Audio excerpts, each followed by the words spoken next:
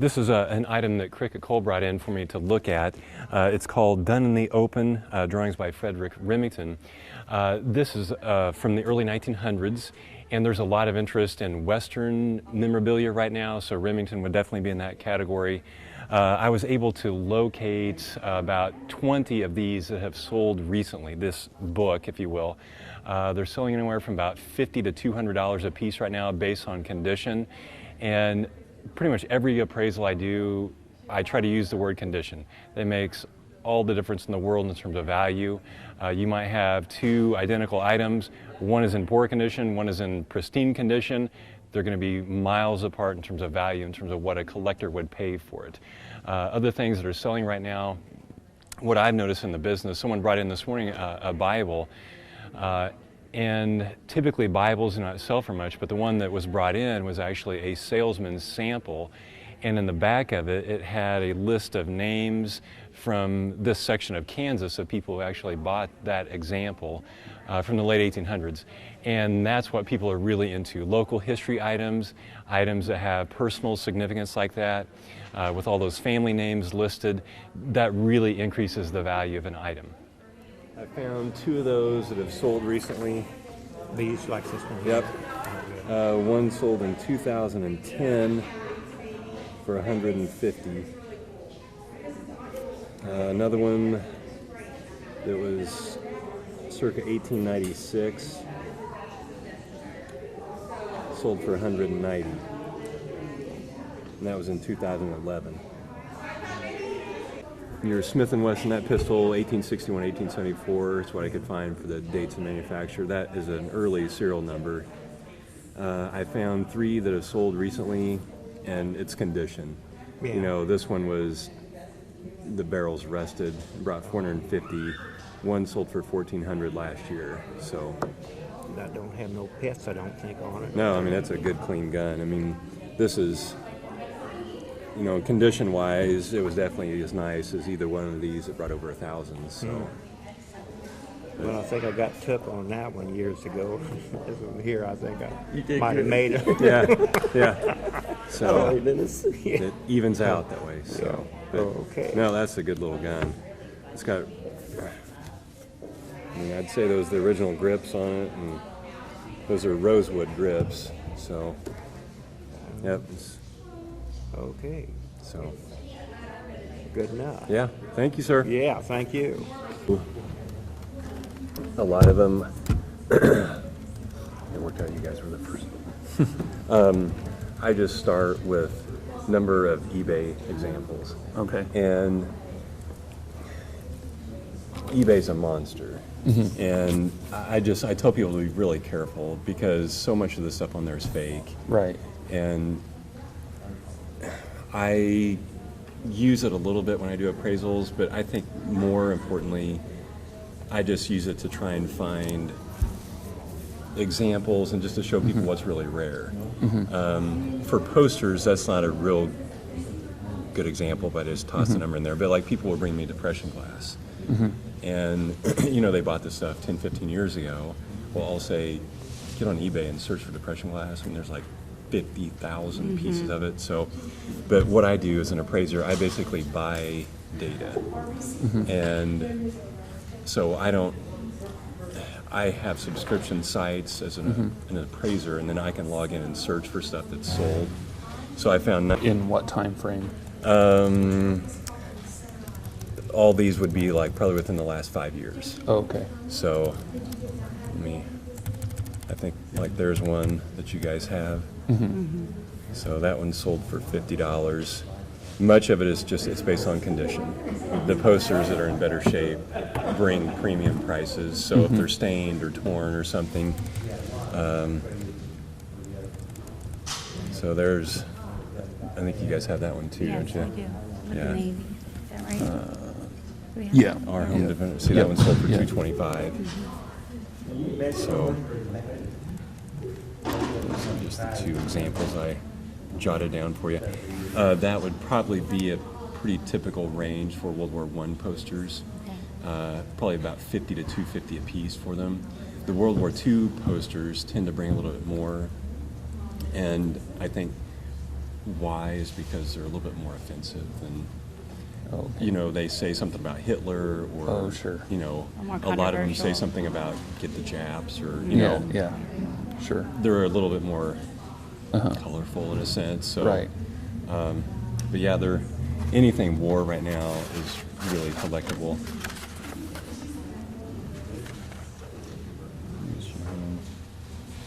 And these run your family? Yeah, they belonged originally. That one's a little different than the rest. Has a calendar on it. Yeah, that is different. So I don't know if that changes anything with it. or Yeah, not. I saw that poster when I was searching for the other ones. Oh, okay. Here's that one. Yep, our Home Defenders.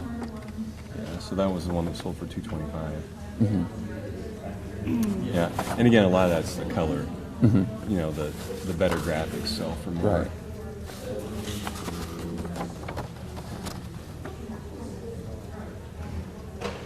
Cool.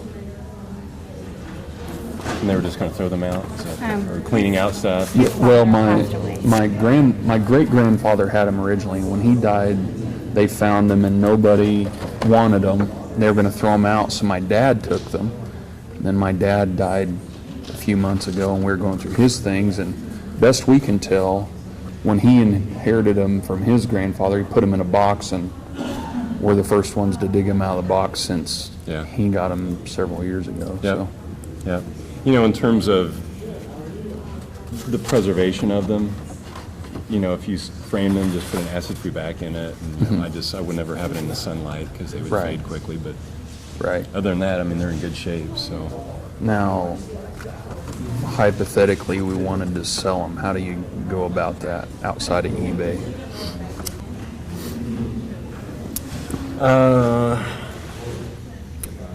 I would probably know some folks who would be interested in them. Really? Yeah.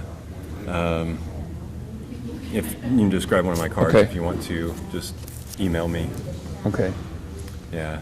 And just, I mean, they're neat. I'd love to, I thought it would be nice to maybe keep one, just Yeah. for memory's sake. but we set up a memorial scholarship fund in my dad's name and thought this would be a great way to contribute money Yeah. to it, Yeah. Yeah. Yeah, I actually have had a couple collections of war posters, and that's basically what I did. I saved like 2 of them, and I didn't need 50. Right. So I just kept a couple of ones I liked the best, and I sold a lot of them to a museum in Florida. Really? But there is a couple guys who deal just in military type items who I think would be interested in them. So yeah, just email me and I'll hook you up with him, and Okay. you guys can. Did you buy these? My mother bought the bracelet, and I was working telephone company, and she called back out there and told me to go down and get the rest of the set for her. What did it cost? Do you remember? I think that probably not more than $20 for the whole set. I think probably was $10 and 5 and 5. I think. Yeah.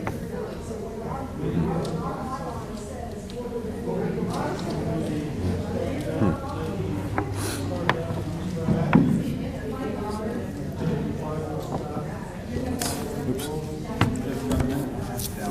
All right. Let's look at your Bible in the meantime. It's a salesman's sample Bible. And on the back, there's a list of all the people that bought the Bible here in Phillips County. It's a part, so that's how I got it. It shows the different styles of fronts that you get.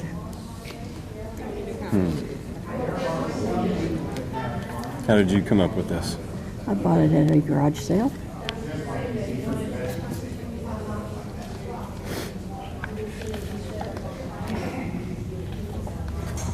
And there's 4 Street type stuff. You know, like this item right Yeah. here, it's got a guy's name on it. I mean, that's what people are after. Yeah. You know, old photographs, if they're not identified, they're not worth a lot. But if you know you know, who it is, where it was taken, when it was taken. I mean, all that stuff really adds to the value of pieces, and I think that really falls into that category. So let me do some checking here. And what do you think your jewelry's worth? I have no idea. Oh, a few things. HAR stands for Hargo Creations. It's a jewelry company in New York, founded by Joseph, I'm not going to try that last name, and Edith Levitt. Looks like they went in business in the mid-1950s. The HAR mark was made in the mid to the late 1950s. I found 2 dragon bracelets that have sold. One sold in June of 2012 for $350. November of 2006, the bracelet and the ear clips sold for $600. Wow. So with the brooch, you know, that's probably $600, $700, $800 set. So that company made all kinds of big critters and creatures in terms of jewelry. So Yeah, I've often wondered about. I don't wear it because I'm afraid it'll fall off.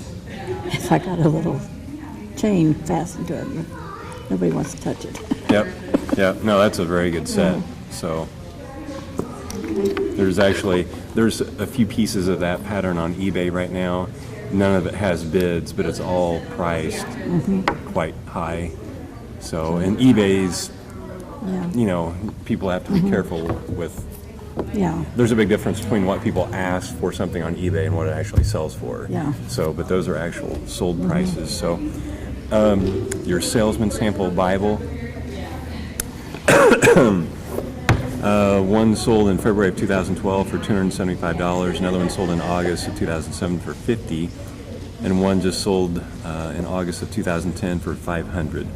The one that brought $500 was kind of the grand edition, if you will. It had 1,200 color illustrations. So that was kind of like the most expensive version of that. And a lot of this is a reflection of condition. So the cheaper one was in pretty poor condition. Yours, I would say, is in decent shape. You know, the cover is loose, but that, to me, is really made up for the fact that you have that local history information in there.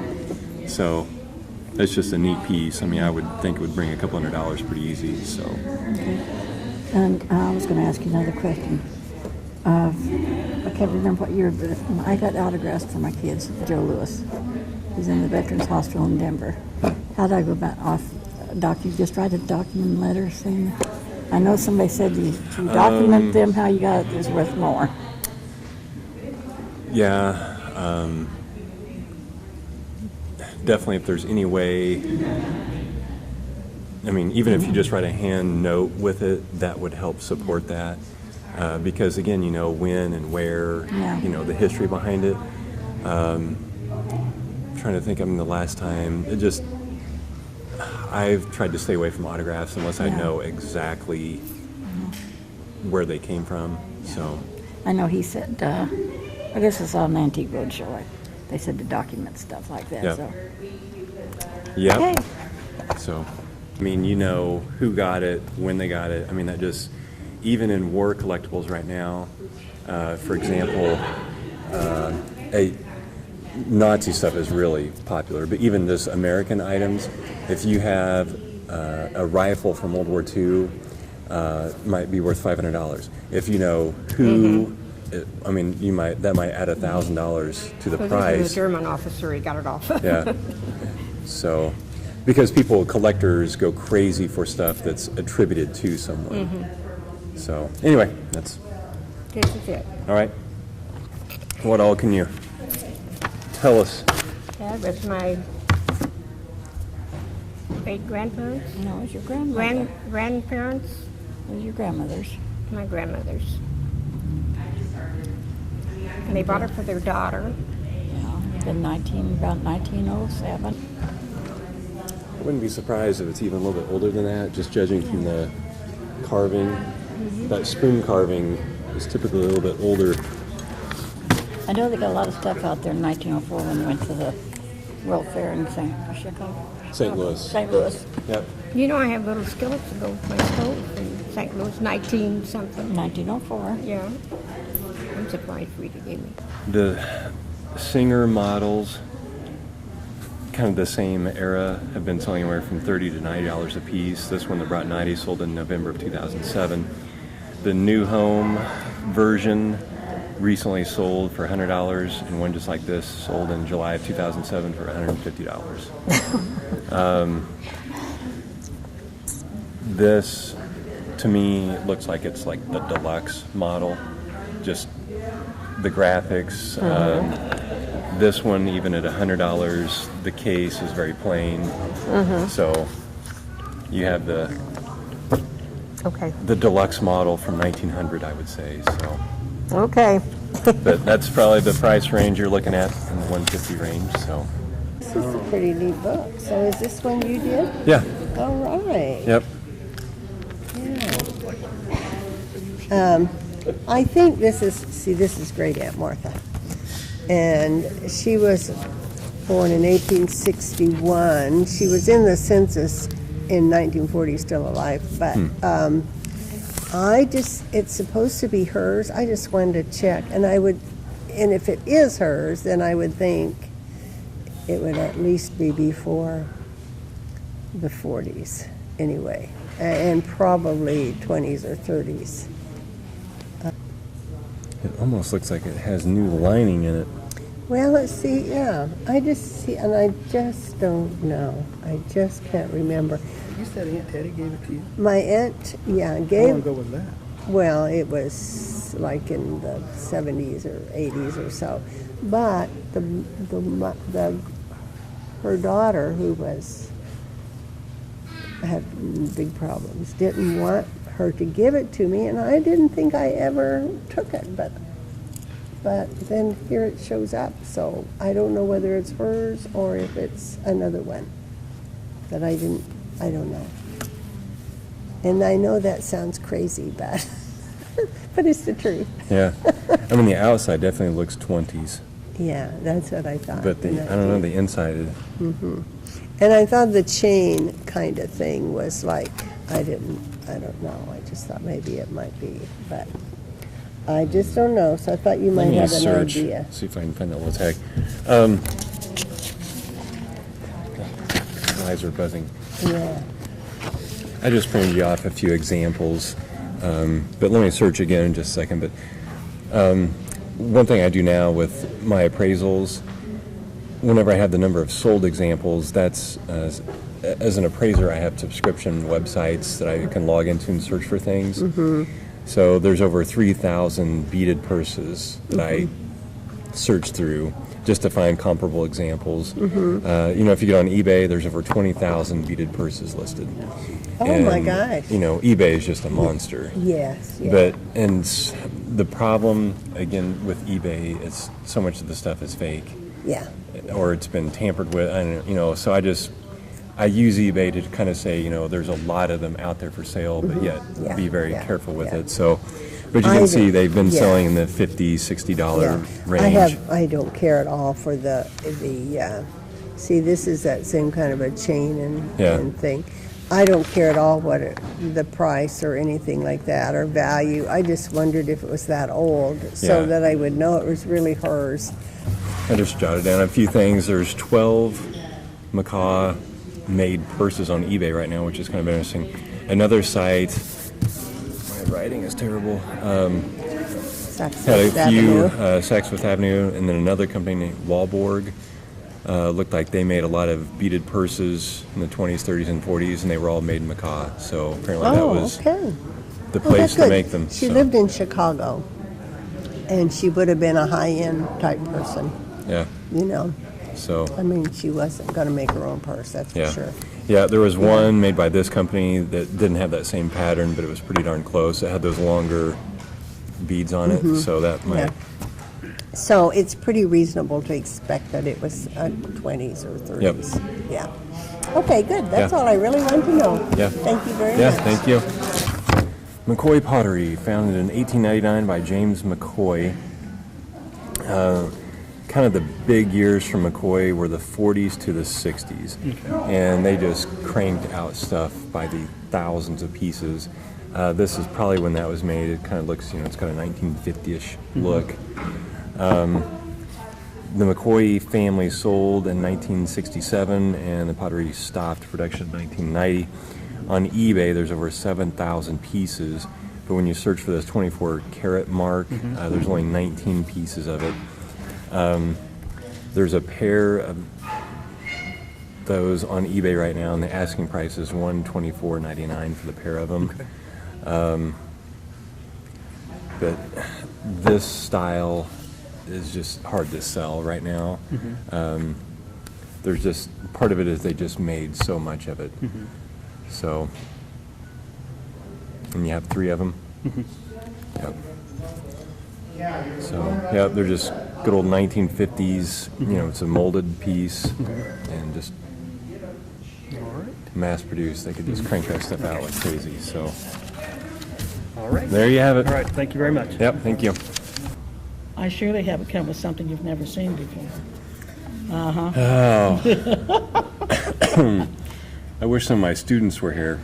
They know these things. I've got about 10 students from China. Oh, that's wonderful. And I've actually taken stuff to campus, and I mean, they, Yeah. They know they just, what all the, what all this means, yes. Yeah. We call hieroglyphics, but it's the Chinese symbols, the Chinese alphabet. the eyes look like they're jade.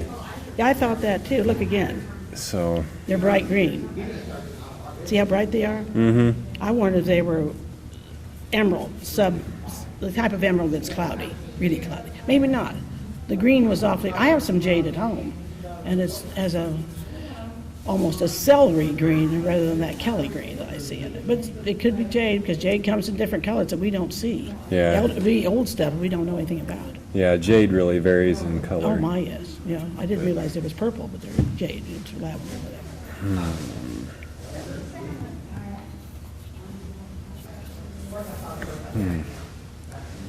I don't know. It just, I mean, to me, that's, I think that's what it is, but I wonder why it's so decorative. You know what I mean? I understand what Why you would mean, you have unless- just a Unless at the time you had the real decorative ones that the rich owned, these were slightly less that poorer people could own. With the incisions and with all this brass. I assume this is either brass or not copper, bronze, whatever these pieces are that are here that goes around it. See that? And then I wondered, looking at the stamp, did someone try to recreate this? It isn't recent. no, I mean, it's, These people were there quite some time ago. Let's see, she gave it to me, when did she move here? In the 80s. She gave it to me in the 80s. She worked for them in the latter 70s. but yeah, in the past, I've taken them things and, to me, it almost looks like it's just decorative. I mean, and they'll look at Oh, it. maybe. Oh, no, I mean, no, pretty much every piece I've taken them, no, I mean, it means, Means something. yeah. About 2 years ago now, a family in Kearney, Nebraska contacted me, again from my monthly segment on NTV about doing an appraisal on a pair of Buffalo Bills Remington pistols. And what really helped is they had the provenance behind the pistols. They knew when the previous owners had acquired them. There was a couple newspaper articles documenting that they were truly Buffalo Bills pistols. It turns out that Remington presented Buffalo Bills a matched set of pistols. I think they were from the 1870s. They were in the original walnut case. They had these just unbelievable ivory grips. And I contacted several national gun dealers on those, and the appraisal price came back at $60,000 to $100,000 for the pair. And those are so rare, they're actually kind of hard to appraise because I don't have any comparable items. They were truly one of a kind, so I couldn't say, here's what this is selling for, because that's the only set of those in the world, basically. So that was an estimate, $30,000 to $50,000 per gun, basically. So, but they were just dynamite pistols, and that's really, in terms of the market right now, the high-end items are doing well. And maybe the lower quality items are struggling right now. I think that reflects the economy, but the better stuff is still doing well. Hey, my name is Jason Combs. I'm from Kearney, Nebraska, and my wife and I have Burr Oak Antiques and Appraisals. We've done antique shows for years, and we're just avid collectors as well. I'm on NTV once a month doing roadshow type events for central Nebraska. And some folks brought in some records today, and I had several questions about records. You know, records are kind of tricky in terms of value, not necessarily to appraise, but when you think of the records, like we have a Beatles and a Frank Zappa record, most folks would automatically think that the Beatles would be more valuable. And with these examples, that's actually not the case. The Beatles record that we have here is worth about $10, and the Zappa record would be maybe $15 to $20.